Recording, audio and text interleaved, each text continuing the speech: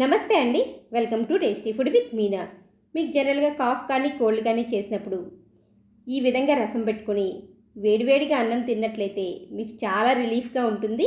మీరంతా ఒకసారి ట్రై చేయండి. ఇది ఇమ్యూనిటీ బూస్ట్ రసం కింద మీకు పనిచేస్తుంది. ముందుగా ఒక మిక్సీ జార్ తీసుకుని దీంట్లోకి 4 వెల్లుల్లి రెబ్బలు, 1/2 టీ స్పూన్ మిరియాలు, 1 టీ స్పూన్ ధనియాలు, 1 టీ స్పూన్ జీలకర్ర, 2 బాగా పండిన టమాటాలని ముక్కల కింద కట్ చేసి వేసుకోండి. ఈ విధంగా వేసుకున్నాక ఒకసారి మిక్సీ పట్టి పక్కన పెట్టుకోండి. ఒక పెద్ద బౌల్ తీసుకుని ఒక పెద్ద నిమ్మకాయ సైజ్ అంతా చింతపండు తీసుకుని గోరువెచ్చని నీళ్లు పోసి 10 నిమిషాల పాటు నానబెట్టుకోవాలి. పొయ్యి మీద బాండీ పెట్టుకుని 2 టేబుల్ స్పూన్ల ఆయిల్ని యాడ్ చేసుకోండి.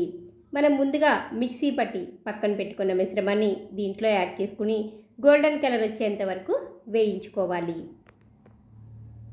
చూసారు కదా, ఈ విధంగా వేయించుకోవాలి. మనకి ఈ టమాటాలు ఎంత బాగా వేగితే రసం అంత టేస్ట్గా ఉంటుంది, లేదంటే పచ్చివాసన వస్తుంది. ఇప్పుడు మనం ముందుగా నానబెట్టుకున్న చింతపండు గుజ్జుని దీంట్లో యాడ్ చేసుకోవాలి. ఇక్కడ 1/2 లీటర్ వాటర్ తీసుకున్నానండి. మీరు తీసుకునే చింతపండు పులుపుని బట్టి మీరు వాటర్ యాడ్ చేసుకోండి. ఈ విధంగా వాటర్ యాడ్ చేసిన తర్వాత మీ రుచిని బట్టి 2 లేదా 3 టేబుల్ స్పూన్ల సాల్ట్ని యాడ్ చేసుకోండి. రసం ఈ విధంగా మరుగుతున్నప్పుడు ఒక గుప్పెడు పుదీనా ఆకుల్ని కూడా యాడ్ చేసుకోండి.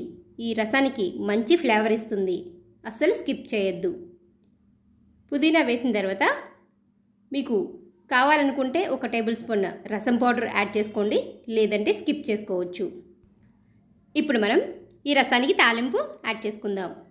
పొయ్యి మీద చిన్న బాండీ పెట్టుకుని 1 టేబుల్ స్పూన్ ఆయిల్ యాడ్ చేసుకుని 1/2 స్పూన్ ఆవాలు, 1/2 స్పూన్ జీలకర్ర, 1 ఎండుమిర్చి, 1 కరివేపాకు రెల్ల వేసుకుని ఈ తాలింపు బాగా వేగిన తర్వాత రసంలో కలుపుకోండి. చూసారు కదా, చాలా ఈజీగా ఎమ్మీగా ఎలా రసం తయారు చేసామో మీరు తప్పకుండా ఇంట్లో ట్రై చేయండి. ఈ రసం చాలా టేస్టీగా ఉంటుంది.